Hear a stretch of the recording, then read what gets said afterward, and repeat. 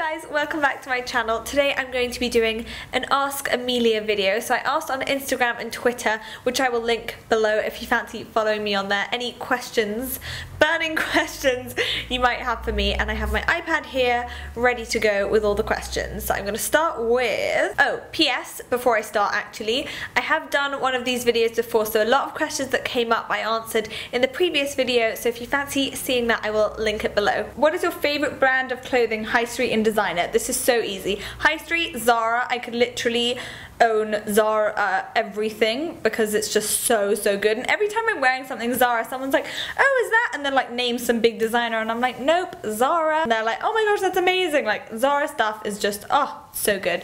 And designer I think would be Rag & Bone. I just love Rag & Bone. Everything is like really simple and chic and cool, and like, ooh, yeah, their stuff is just like so cool. I feel like loads of French girls wear Rag & Bone, even though they probably don't, but I don't know. Who are your beauty icons? I don't know if I can count this as an icon, and this is quite like a lame answer, but my mom is just like, ugh, my mom. She's so cool. She just has incredible skin, she always looks perfect, and she always looks after herself, and I really like and admire that about her. I've done a couple of posts and interviewed her and asked her loads of questions a couple of times on my blog, so I will link those posts below if you fancy seeing all her beauty things and that kind of thing. Beth Does Beauty says, do you have a boyfriend? And I love you so much. Oh, that's so nice, love you too.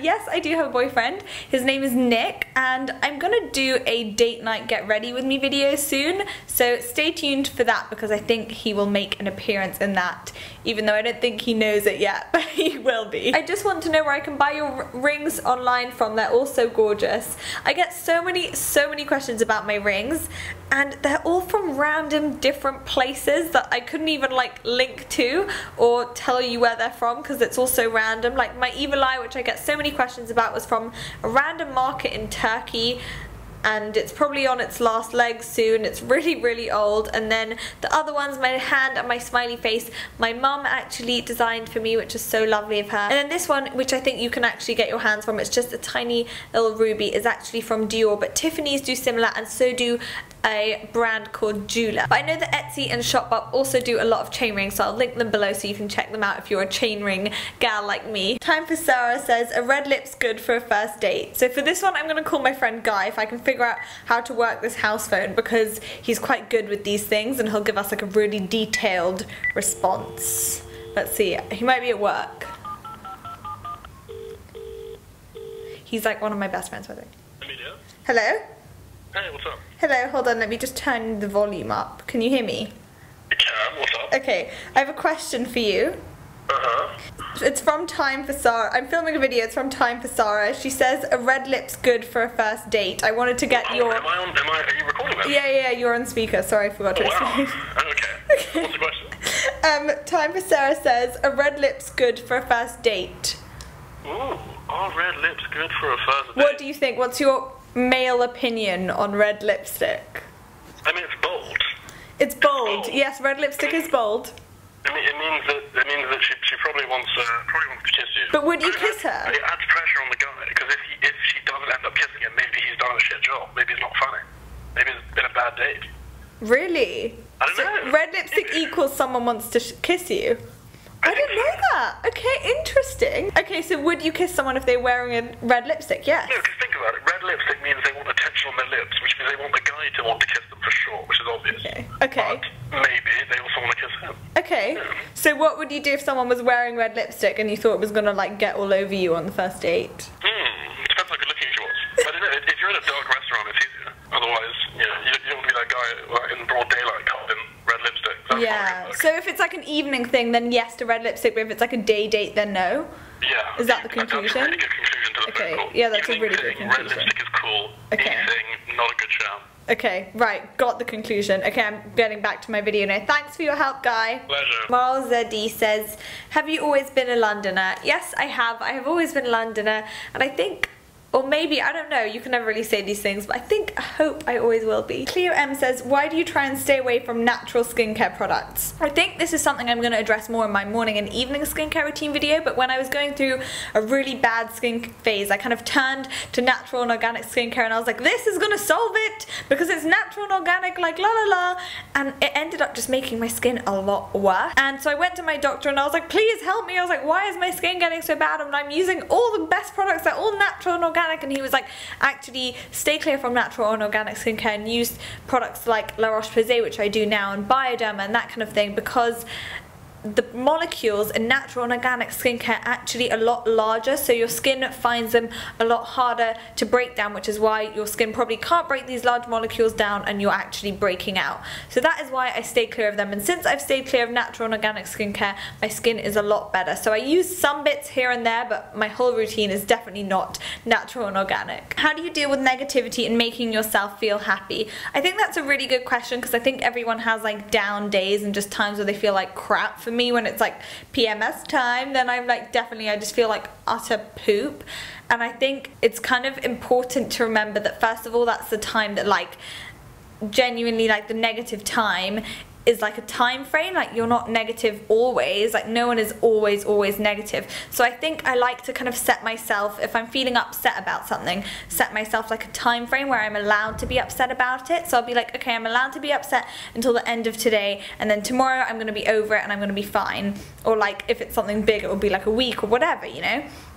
Set myself like a time frame so that I allow myself time to be sad and upset about something, and then I'm like, okay, you know what, Amelia, time to move on, onwards and upwards kind of thing. And in terms of making myself feel happy, I think it's such a simple one, but since I've got a dog and I've been going for walks, like that is out my like start button for the day, and like that is the way that like you just turn your mind on in like a happy place for the day. When it's raining, I still go for walks because I'm like, I need to go outside and like start my day in like greenery and happiness. It's just doing something, even tiny thing, for like half an hour in your day that makes you feel happy. I know that's such an obvious tip, but like it's the actual doing of it that will make you feel so much better. Jolie139 says, all about your hair color.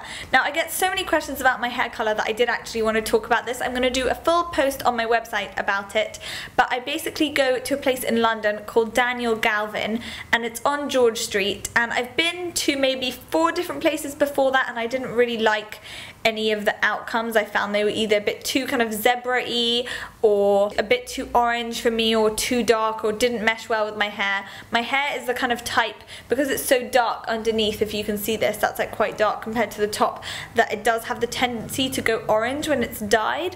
So I found this amazing woman who is called Tej, and I absolutely just adore her because she just totally is with the program and like completely gets it. So I've been going to her for a couple of years now, and she does my highlights, and I've gone a little bit lighter recently for summer, but not too much. And all the past videos you've seen, every single kind of semi-light or dark hair color I've been through, she's been doing them. And I think she does highlights, low lights sometimes, and a toner as well, but I'll do a full post all about it. But I did want to tell you guys about Tej in Daviel Galvin because she is just absolutely she's just so great. Anyway, I will leave the details below. Okay, it's Agnes asked 2 really funny questions. She said, who helped me to film your Get On Ready With Me video? That was actually my lovely best friend Jess, who always helps me out with these things. She is thebomb.com. I've done a post on her and her beauty regime, which I will link below as well. And she also asked, is Greg your boyfriend? I just mentioned my boyfriend is called Nick, and Nick's name isn't Greg's name, so no, Greg is not my boyfriend. He is my really good friend we met on the first day of university, and I think he's gonna come back and do my makeup for a video soon. Do you like to cook, and what is your favorite food? Recently I've really got into cooking. I've started to enjoy it a lot more than I usually did. I always kind of enjoy it, but now I kind of enjoy experimenting with different things. I've been using the River Cafe cookbook, which is like a series, and they have mini cookbooks which are really good. And I've also been using my friend's blog, which is called manuskitchen.com, and I will link that below, and she's been helping me a lot as well. And my favorite food, dairy milk isn't a food, that doesn't really count, does it? My favorite food is chicken, really randomly. I could literally eat all the chicken forever, like especially chicken drumsticks. They are just, oh, my mouth is like salivating just thinking about it. I got quite a few questions about how I became beauty editor at Suitcase magazine. So that was a good story because I started my blog, and then I think about 4 or 5 months later I became the beauty editor of Suitcase. So I put my blog after a couple of months on my Facebook page, just being like, hey everyone, I have a blog, and I was kind of embarrassed to do that, but I was like, whatever, I'm gonna do it and see if anyone tells me that they like it or not, or has any feedback, because I was just quite interested in getting some feedback about it because it was still really new. And I think a couple of months later, Suitcase decided they were doing beauty pages, and it's really funny. It was like a girl I was friends with on Facebook told her boyfriend, who was friends with one of the co-founder's boyfriend, and then it was just kind of word of mouth. It was just like through the grapevine, word of mouth. So the lesson I learned from that was to be a bit less shy about it all. I think in the beginning I was kind of like, someone would be like, oh, you have a blog, and I'd be like, yes, kind of, maybe, sort of, oh my god, and stuff. And like I just get a bit shy about it because I was like, I wasn't doing it seriously, and I didn't think I wanted to do it full time or at all, and I was just kind of playing around with the whole idea of it. And I think the lesson from that would be just to be like, yeah, I do have a blog. So the person asking you about it obviously wants to know because they're interested. So I would just say, definitely, that was the lesson I learned from that, is to be like, yeah, I do have a blog and this is it and you should check it out and like blah blah blah. I got quite a lot of questions about my ethnicity and nationality and that kind of thing, because I did say I was born and raised here in my last video. But to be honest, I just kind of, it sounds really funny, but I just kind of don't know, because every single person from my family is from somewhere different. That's why I have like the dark hair and the dark eyes, and that's from my Spanish/Middle East side of the family, and then I have the pale skin from my English side of the family, and then I think I have my like bone structure from my like French side of the family. So I'm not really sure, I'm just like one big sandwich of different things really. So I don't really consider myself one thing, like one nationality or one ethnicity, so I kind of just call myself English and leave it at that, because that's where I am. There's just not like one group of people in my family. It's just like everyone has just done this from like the corners of the world. So that is the questions answered for today. If there's any other questions you have, leave them in the comments below and I'll answer them in the next Ask Amelia video. But I really hope you've enjoyed this. I will leave all my links like Instagram and Facebook and Twitter and all that kind of stuff below, and I will see you soon. Bye!